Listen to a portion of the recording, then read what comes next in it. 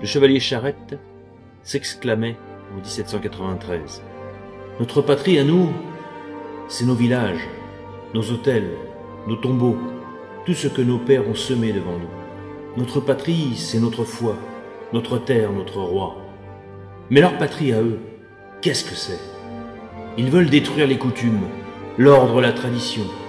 Alors qu'est-ce que cette patrie narguante du passé, sans fidélité, sans amour? Pour eux, la patrie semble n'être qu'une idée. Pour nous, elle est une terre. Ils l'ont dans le cerveau. Nous l'avons sous les pieds. C'est plus solide. On nous dit que nous sommes les suppôts des vieilles superstitions. Faut rire. En face de ces démons qui renaissent de siècle en siècle, sommes une jeunesse, messieurs. Sommes la jeunesse de Dieu, la jeunesse de la fidélité. Et cette jeunesse veut préserver pour elle et pour ses fils la créance humaine, la liberté de l'homme intérieur. Interrogeons l'histoire. Français, souviens-toi que vers l'an 496, tu étais un franc, et tu te fis baptiser auprès de celui qui était ton roi, Clovis Ier. Ce jour-là, tu adoras ce que tu avais brûlé, et brûlas ce que tu avais adoré. Tu étais un de ces fiers Sicambres, qui allait engendrer ce qui deviendra la France. De Gaulois comme des Celtes gallo-romains, ou arrosés du soleil de Grèce dans les colonies du Sud, Burgonde ou Visigoth, ton sang est déjà le creuset de plusieurs peuples. Tu ramassas la corne de Roland, mort près d'Olivier, dans la passe de Roncevaux, à l'endroit où sa forte épée Durandal brisa le rocher. Les vers de sa chanson résonnent encore au creux de nos oreilles, sous les mailles de nos casques d'acier. Avec Charles Martel, tu avais la francisque à la main lorsque tu mis un terme à l'expansion musulmane en Europe en 732, à la bataille de Poitiers, face à l'armée d'Abd al-Rahman. Tu sortais de Saint-Denis, ta bannière rouge immaculée, à chaque péril rencontré, et jamais celle-ci ne sera tachée du sang de tes semblables, comme le sera celle des trois couleurs de la Révolution. Tu étais la détermination lorsque de 885 à 886, tu défendis la ville de Paris, des assauts répétés vikings qui deviendront bientôt tes alliés avec Rollon. En l'an 1066, tu étais conquérant aux côtés du duc Guillaume II de Normandie. Débarquant sur le sol d'Angleterre, tu vainquis les armées d'Harold à la bataille d'Hastings, au cri de Diex Ae. Animé de la foi, tu semas sur la terre de France des églises et cathédrales dont les pointes semblaient toucher les nuages du ciel. C'est entouré des compagnons que les vitraux aux couleurs multicolores laissaient pénétrer le soleil dans ces maisons du peuple. Tu fus tour à tour apprenti jusqu'à atteindre le rang de maître dans les corps de métier qui rivaliseront d'excellence, charpentiers, ébénistes et tailleurs de pierre. Ensuite, c'est au cri de Dieu le Veult que tu devins croisé jusqu'en 1095. Tu répondis à l'appel du pape Urbain II pour aller défendre légitimement le Saint-Sépulcre à Jérusalem face à l'invasion et l'intolérance des Turcs seldjoukides islamisés. Ton sang fut mélangé en cette terre de Palestine et tes enfants nommés poulains défendront la croix jusqu'au bout dans Jérusalem, au coude à coude avec les supplétifs templiers turcopoles. Tu te battis ensuite contre les armées du sultan Saladin, à 1 contre 20, jurant de ne point faillir à la bataille de Montgisard, et tu aidas ton roi adolescent, Baudouin IV, rongé par la lèpre, à remonter sur sa selle, avant la charge libératrice. Tes villes et tes communes se libéraient des mauvais seigneurs au nom du roi, que tu accompagnais comme Louis VI dans les chemins escarpés de Montlhéry. Étienne Boileau rédigeait les us et coutumes, les métiers librement organisés, sous la protection royale. Déjà, la monarchie populaire naissait sous l'impulsion hardie de tes rois. La révolution des communes se faisait comme la révolution industrielle du monde médiéval. Ton roi Louis IX rendait la justice sous le chêne de Vincennes, à l'image des rois bibliques, montrant comment l'institution naturelle que tu t'étais choisie était enviée du monde, et tes rois réclamés pour leur qualité dans l'Europe entière. Tes peuples admiraient l'humilité déployée lors des cérémonies où, grands qu'ils étaient, nos rois touchaient les écrouelles et lavaient les pieds des pauvres. Le roi te touche, Dieu te guérisse. Tu étais la chevalerie, lorsque prenant ton épée entre tes mains, tu voyais en elle la continuité de ce que tu étais, au service des valeurs éternelles pour lesquelles tu combattais. De cette éthique chevaleresque, tu devins la pratique constante de la force et de l'honneur pour la quête du Saint Graal et ta place à la table ronde. Tu étais l'amour courtois lorsque tu lisais Tristan et Isolde, et moult écrits inondaient alors ta terre franque, élevaient les âmes dans les approches passionnées où dames et chevaliers se cherchaient. Tu étais la joie de vivre et l'exemple même du sens de la fête, lorsqu'en 1214, après t'être battu aux côtés du roi Philippe II Auguste à la bataille de Bouvines, tu fis la fête à Paris pendant 7 jours et 7 nuits afin de célébrer la victoire du peuple de France uni à son roi. Tu fus vaincu lors des assauts répétés de l'envahisseur anglais. La témérité coûta cher. Crécy, Poitiers, Verneuil, Azincourt, etc. Autant de défaites qui te mirent à l'épreuve lorsque tu t'es lancé au cri de Montjoie, Saint-Denis. Mais tu étais la reconquête, au cri de Notre-Dame-Guesclin, lorsque tu guerroyas à côté du dogue noir de Brocéliande, Bertrand du Guesclin. Tu étais de cette poignée d'hommes commandés par le connétable de France, lorsque tu libéras une grande partie du territoire français du joug des Godons, ainsi que des grandes compagnies terrorisant la campagne française. Tu étais encore la reconquête, lorsque tu fis reluire le soleil en cette année 1429, avec Jeanne d'Arc, te montrant le chemin de la libération. À ses côtés, tu délivras miraculeusement Orléans, au son des cornemules écossaises. Tu fus vainqueur à Patay, ainsi qu'à toutes les batailles jalonnant la campagne de la Loire. À Reims, tu vis ton roi légitime être sacré, après que la triple donation eut intronisé le Christ roi sur le trône des Lys. Le claquement au vent de la bannière de sel, qui devint le corps brûlé de la chevalerie, retentit encore à tes oreilles. Par la suite, ton esprit fut corrompu par les déchirements entre chrétiens, engendrant des guerres civiles fratricides.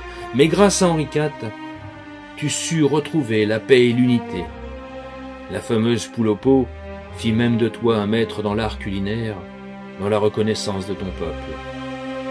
Tu riais aux éclats lorsqu'assis à côté du roi Soleil, tu assistais aux représentations de Molière, tout en admirant sa maîtrise incroyable de la langue de tes ancêtres. Sans oublier la richesse linguistique de ton pays, car oui, au sein même de la France, tu parlais plusieurs langues. Le breton, l'occitan, le catalan, le corse, le basque, l'alsacien, etc. C'est un 14 juillet 1696, s'il fallait fêter quelque chose en ce jour, que le corsaire, officier, coureur de bois d'Iberville, terrassa les Anglais en terre d'Amérique. Seul contre 3 navires, tu fis cracher un tonnerre de feu de tes bouches en bronze, gravé du Ultima Ratio Regis, dernier argument des rois, dématant leurs vaisseaux. Depuis l'époque du roi Soleil, ton enfance est bercée par les fameuses fables de La Fontaine, mettant en scène des animaux et t'enseignant une morale pour te guider dans la vie. Tandis que Molière fustigeait les bourgeois gentilshommes toujours prêts à confisquer le pouvoir. Sans oublier les célèbres contes de Perrault qui, de la Belle au bois dormant au Petit Pousset, en passant par le Chaboté, enrichirent pour longtemps ta culture. L'Europe parlait ta langue, et tu logeais gracieusement les artistes au Louvre pour la grandeur de l'esprit. La culture depuis longtemps florissait en France. C'était l'époque des mousquetaires, et tu relevais d'Artagnan, tombé près de Maastricht, alors que Cyrano pourfendait la bêtise et la couardise. Tu étais américain en cette terre de Nouvelle-France, parmi les langues amérindiennes dont les peuples t'avaient accueilli. Ce fut la Monongahela, où parmi tes frères rouges, tu étrillais les Anglais dans les bois, toujours à 1 contre 10. À 1 contre 10, c'était aussi les Indes, au coude à coude avec les Sipahis dans les durs combats, alors que Louis XV, le bien-aimé, était reconnu comme l'humaniste européen après le soleil de Fontenoy, et sa charité pour les blessés comme les populations rangées sous sa protection. Souviens-toi, Français, lorsque tu étais corsaire, depuis longtemps avec du Guêtre-Ouin, et que tu terrorisais les navires anglais et les pirates en tout genre. Tu te battais pour l'argent, et les Anglais pour l'honneur. Et comme le disait si bien ton capitaine Surcouf, chacun se bat pour ce qui lui manque. Tu étais explorateur lorsqu'à bord de la boussole et l'astrolabe, tu partis dans le Pacifique avec la Pérouse, afin de répondre à l'appel du roi Louis XVI d'organiser l'une des plus grandes expéditions de découverte de son époque. Tu étais vendéen lorsqu'en 1793, tu portais la fleur de lys et la croix des saints baptisés face aux armées de la Convention. Tu arborais le Sacré-Cœur sur ta poitrine, comme jadis la croix pâtée à Clermont d'Auvergne. Le parti républicain donna l'ordre de te tuer, mais ta religion t'ordonna de pardonner. Tu traversas la Loire et participas à la virée de Galerne, et entre deux messes clandestines, tu allais te confronter à la barbarie révolutionnaire. Pour Dieu, la France et le roi. Tu fus malheureusement damné lorsque tu décidas de cesser d'être français pour devenir républicain.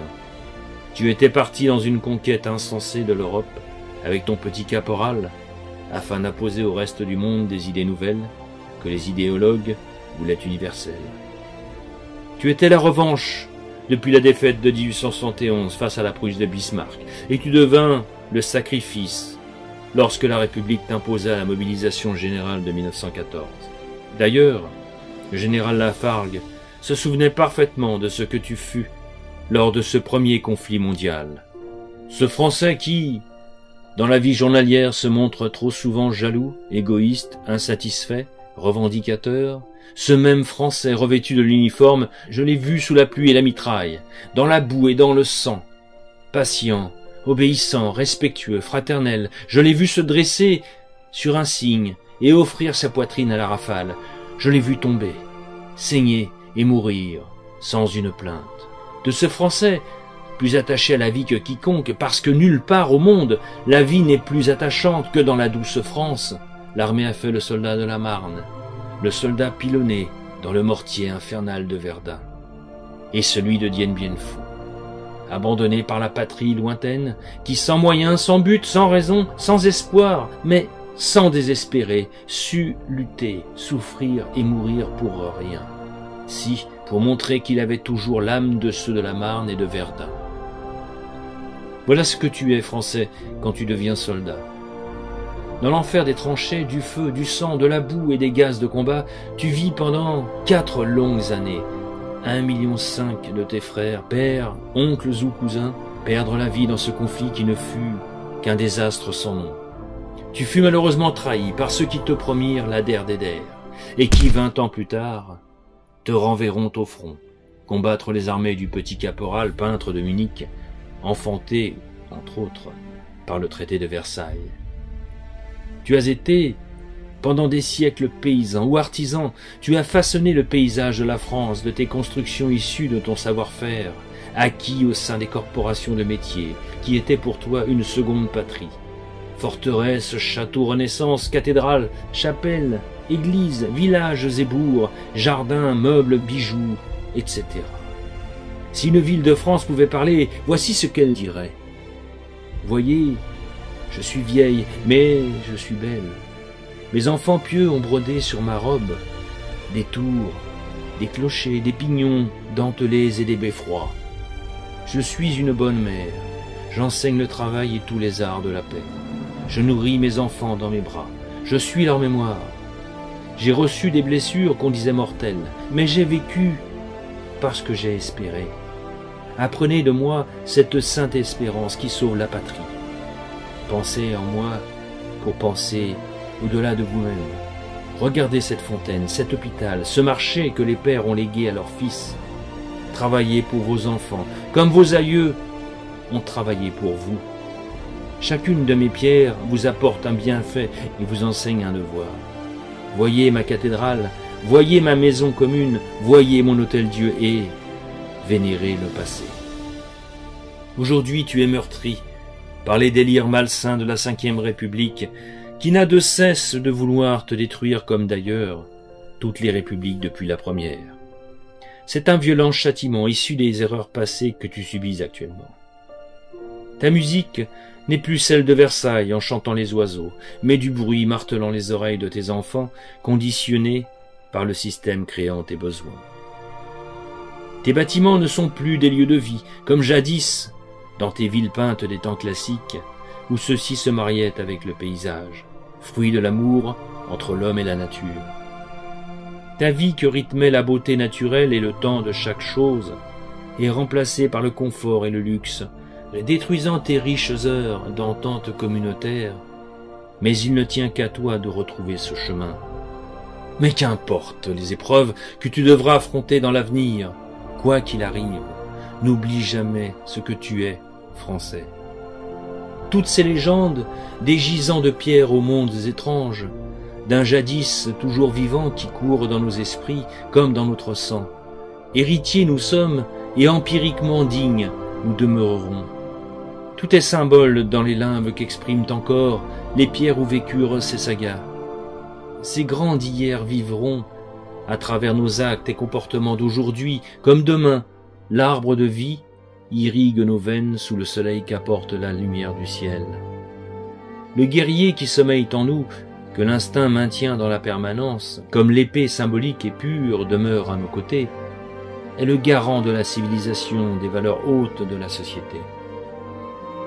Il reste dans ton esprit cet amour du service, ce qui fit que tu étais cet être d'exception qui, à travers le monde, enchantait les peuples par ses différences.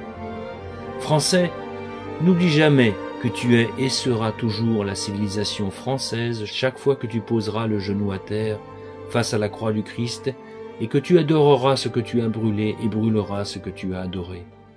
Ce jour-là, Français, tout comme à l'époque de Jeanne d'Arc, tu feras reluire le soleil. Laissons à notre ami Cyrano de là-haut s'exclamer par la plume de Rostand. Et puis, qu'importe, puisqu'elle est en chemin, je l'attendrai debout et l'épée à la main. Je crois qu'elle regarde. Que dites-vous? C'est inutile, je le sais. Mais on ne se bat pas dans l'espoir du succès. Non, non, c'est bien plus beau lorsque c'est inutile. Qu'est-ce que c'est que tout cela? Vous êtes 1000? Ah, je vous reconnais. Je vous reconnais, tous mes vieux ennemis. Le mensonge, tiens, tiens. Ha ha, les compromis, les préjugés, les lâchetés. Que je pactise jamais, jamais. Ah, te voilà, toi, la sottise. Je sais bien qu'à la fin, vous me mettrez à bas. N'importe. Je me bats, je me bats, je me bats. Oui, vous m'arrachez. Il y a malgré vous quelque chose que j'emporte, et ce soir, quand... Ce soir, quand j'entrerai chez Dieu, mon salut balayera largement le seuil bleu. Quelque chose que sans un pli, sans une tache, j'emporte malgré vous. Et c'est...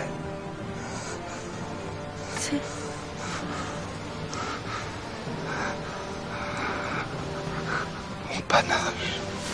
Mon panache.